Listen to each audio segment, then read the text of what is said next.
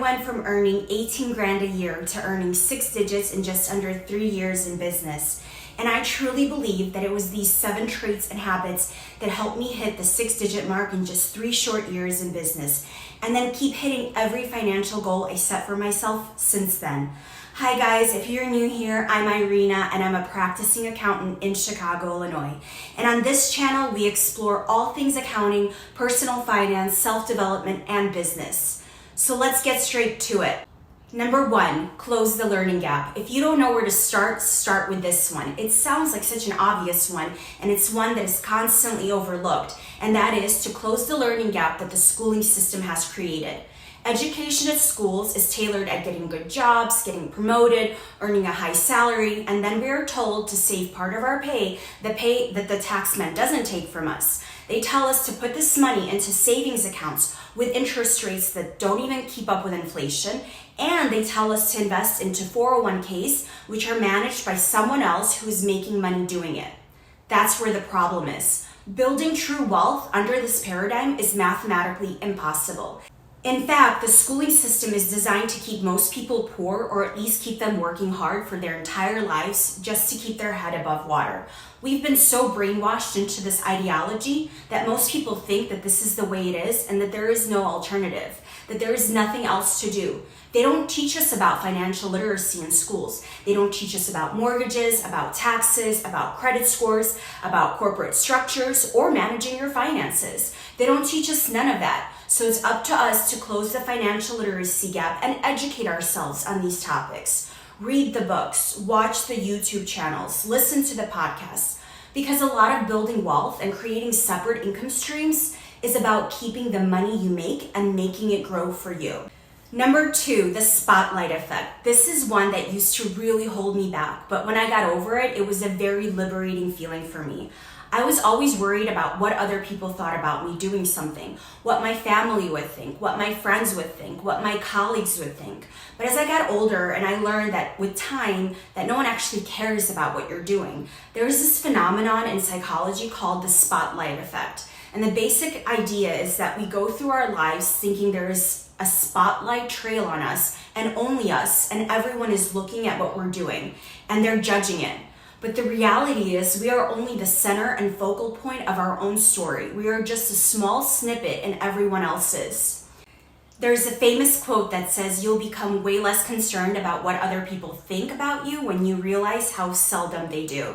So stop worrying about what other people think, or if you fail or succeed publicly. And when you do, you'll be able to take on more opportunities that you would have been otherwise afraid to take on before. Number 3. Identify a skill.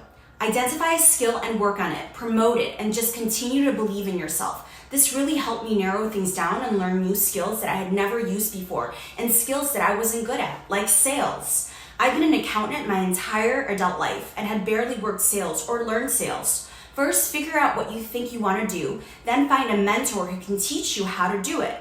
Whether it's a YouTube video or listening to a podcast or taking courses online or in class. That's what I did to develop my sales skills. It took me about a year to develop proper sales skills and then monetize in my business. Eventually, I got better at it and I looked for people who were in the same field or taught sales, and I talked with them and I learned from them. In business, there's always someone who's smarter and better at something than you. In my 16 years in accounting, I've worked with hundreds of business leaders, and I've learned that you don't know how to do everything. And there will always be people who are better in business and even in life than you are. So learn from them, find that person and watch them, learn from them, and develop on that one skill that you are really good at. Number 4, question the answer. Once I learned I needed to do this, so many more doors opened up for me. Just because one person said that they can't help you or that your business idea is not viable doesn't mean it's a definite no and that you should pack up and stop doing what you're doing. There is literally like 2,001 ways to doing something. It may just mean that you need to open another door or take another path that you haven't been down before. When I started my business, I made up in my mind that I was going to make 6 digits in under 5 years. I worked super hard for that first year and only made 18 grand that year. I was of course disappointed and thought to myself that I was never going to make it. And this was the reality, and I had to accept that or take the matter in my hands and say to myself that this wasn't the result I was expecting to happen, but that doesn't mean there won't be another way for me to get there. That's when I started to live under my means and saved up to invest back into my business to help it grow.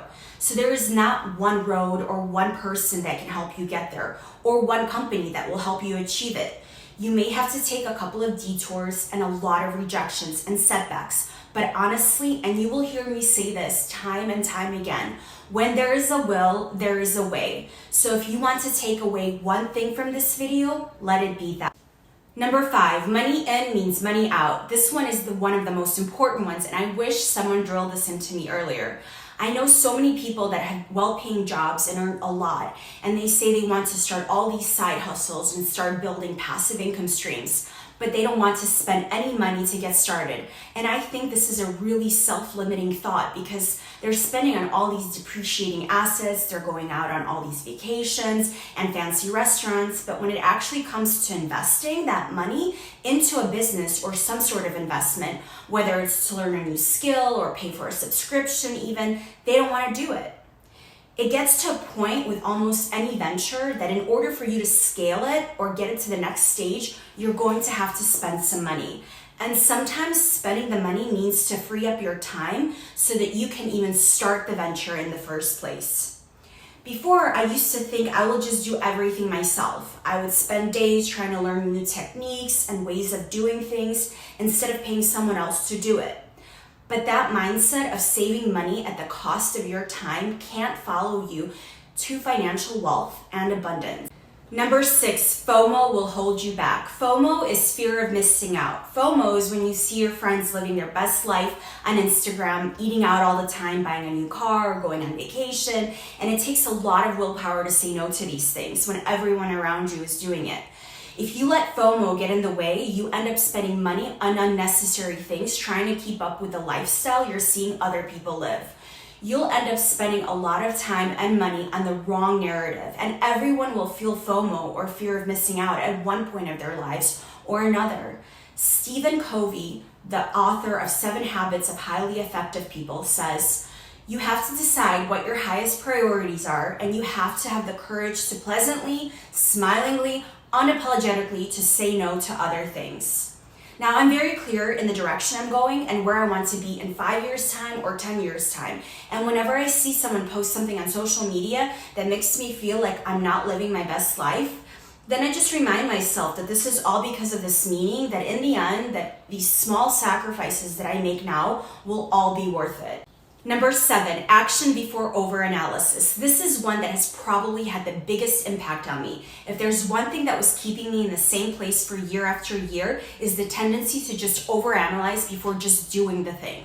Before starting this YouTube channel, I must have thought about it for a good 2 years. Well, I was thinking about what my niche should be, what would people care about hearing from me, and even what my thumbnails should look like. It's great to think about that new project or think about investing for the future, but what's really going to make the difference 10 years from now is whether or not you actually did the thing. Even if it feels scary, at some point you become deeply aware of the result of not taking action would be far more painful than whatever may happen if you take action. Even if you don't have it all planned out, by virtue of just getting started, you're naturally going to be taking on feedback along the way. So get going. You can always change your path if you need to based on the feedback you are getting. You'll learn and prove just by doing. Just take the opportunity and you'll learn the most just by doing it. So that, guys, is what's kept me motivated and kept me going. If you enjoyed this video, like, share, and subscribe, and hopefully see you later.